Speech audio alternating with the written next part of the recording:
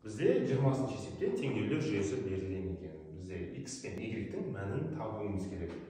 Біз мына жерде x-ті осы 2x-тен алсақ болады екен. 2x 25 минус 3y болады.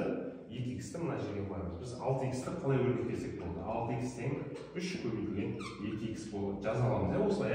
Енді 2x-тің орнына біз мынаны қояды екенбіз. Сол кезде 3 көбейтілген 25 минус 3y минус 5y тең болады 5.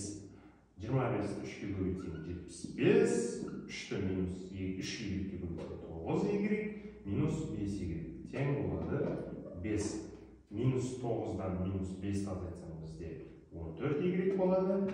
5-тен 75-ті былай қарай минус қылып өткізсек бізде 70 болады. Y тең болады 5 болады. Енді y-ті біз өзінің орнына қоятын болсақ, 2x қосылған y-ті 3-ке көбейтсек 15 болады, тең 25 болады екен.